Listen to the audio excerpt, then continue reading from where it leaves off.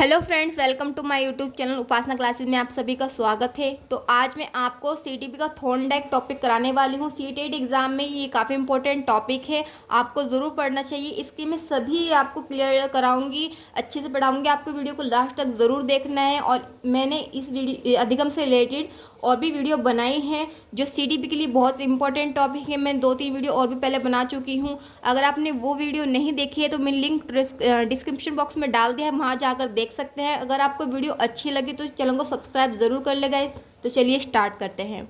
देखिए, जो हमारा टॉपिक है वो है आज का है थॉर्नडाइक। थॉर्नडाइक जो एक मनोवैज्ञानिक है सीडीपी में, इनके बारे में मैं आपको बताने वाली हूँ। इनका पूरा नाम है एडवर्ड थॉर्नडाइक का अधिगम सिद्धांत। ये आपको याद रखना है क्योंकि एग्जाम में पूछ सकते हैं कि जो थॉर्नडाइक का सिद्धांत है उसका क्या नाम है, उसका पूरा नाम बताइए। तो उसका सिद्धांत का नाम है थॉर्नडाइक का अधिगम सिद्धांत। अगर आपसे पूछे जाए एग्जाम में कि थॉर्नडाइक का पूरा नाम क्या है तो आपको बताना है एडवर्ड थॉर्नडाइक। ठीक है। अब जो मैंने ये डायग्राम बनाया हुआ है, हो सकता है इसमें आपको कुछ समझना है, बट मैं आपको आपके लिए जो इम्पोर्टेंट है वो आपको समझाना। ये राइटिंग इम्पोर्टेंट नहीं है। तो गाइस प्लीज़ जो मैं आपको समझाऊंगी वो आप ध्यान से समझिएगा और आपको वीडियो को लास्ट तक ज़रूर भी देखना है। तो इसमें मैंने डायग्राम से रिलेटेड बनाया है। अगर आप वैसे लिखना चाहें, टॉपिक वाइज से हेडिंग वाइज लिखना चाहते हैं तो आप वैसे भी लिख सकते हैं। बट मुझे ऐसे लिखना ज़्यादा अच्छा लगता है क्योंकि अगर मैं लिखूंगी कि सिद्धांत कितने होते हैं, इसके मुख्य 3 नियम हैं, इसके ये है, तो इससे टाइम भी वेस्ट होगा और मेरे पेपर भी वेस्ट होंगे। देखिए, तो इस वजह से मैं शॉर्टली डायग्राम बना लेती हूँ, जिससे ईजी रहता है, याद करने में भी ईजी रहता है, टाइम भी बचता है। तो ऐप भी ऐसे ही बना सकते हैं। अब इसमें सबसे पहले ये आता है कि जो एडवर्ड थॉर्नडाइक है, मनोवैज्ञानिक है, वो कहाँ से हैं। तो ये यूएसए से थे। जो थॉर्नडाइक है हमारे, उनको एक पशु मनोवैज्ञानिक के पिता भी कहा जाता है। किसको कहा जाता है पशु मनोवैज्ञानिक के पिता? थॉर्नडाइक को। इन्होंने एक बुक भी लिखी है जो एजुकेशन ऑफ फिजियोलॉजी बुक है। और इसमें जो उन्होंने बुक लिखी है वो कब लिखी थी? 1931 यूएसए में लिखी थी, 1931 में।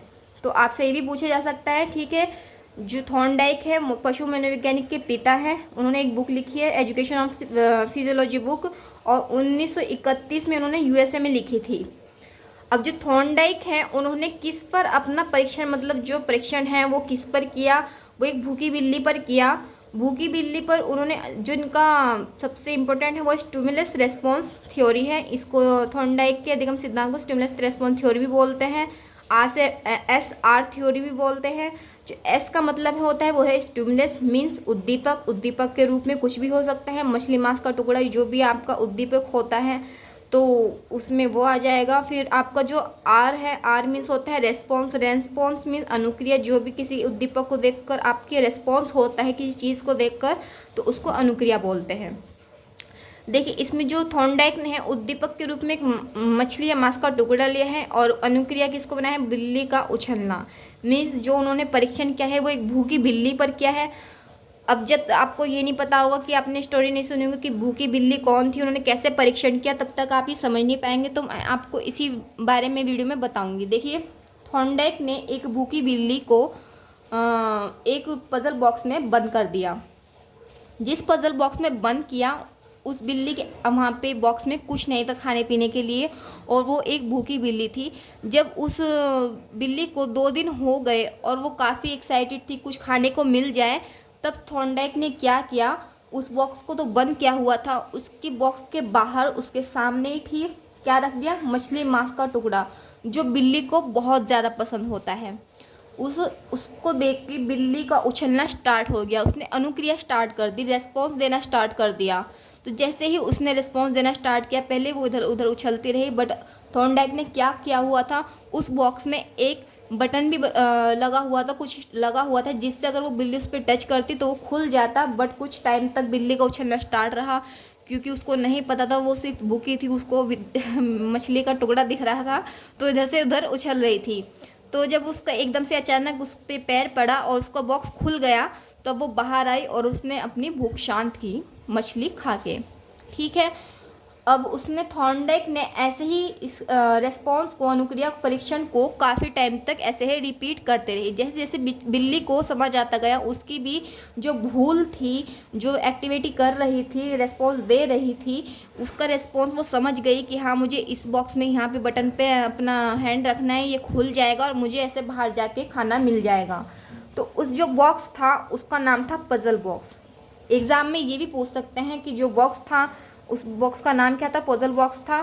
ठीक है, आई होप आप सबको समझ में आ गया होगा जो बिल्ली की कहानी है, जो थॉर्नडाइक ने परीक्षण किया है उनके ऊपर और उसका क्या रिस्पॉन्स रहा है और उसके पीछे उद्देश्य क्या था थॉर्नडाइक का परीक्षण करने के ऊपर। देखिए, ऐसे जानवर को परेशान करने का उद्देश्य नहीं था, उनका उद्देश्य था कि सबसे पहले जो परीक्षण जानवर से कर रहे हैं उनको समझाया जाए, उनकी एक्टिविटी जो वो कर रहे हैं बाद में उनका एक अच्छा रिजल्ट आए। तो उन्होंने ये जो परीक्षण किया वो एक बच्चे के ऊपर भी, हम अगर उनको बच्चों को समझाते हैं वो नहीं करते हैं, बाद में धीरे धीरे उनको पता चलता है वो ठीक हो जाते हैं। ठीक है, उसके बाद हमारा आता है सिद्धांत। थॉर्नडाइक अधिगम के सिद्धांत जो हैं वो दो प्रकार के हैं। दो प्रकार में, फर्स्ट है मुख्य नियम, सेकंड है गौण नियम। मुख्य नियम में हमारे 3 टाइप्स है। फर्स्ट है तत्परता का नियम, सेकंड है अभ्यास का नियम और थर्ड है प्रभाव का नियम।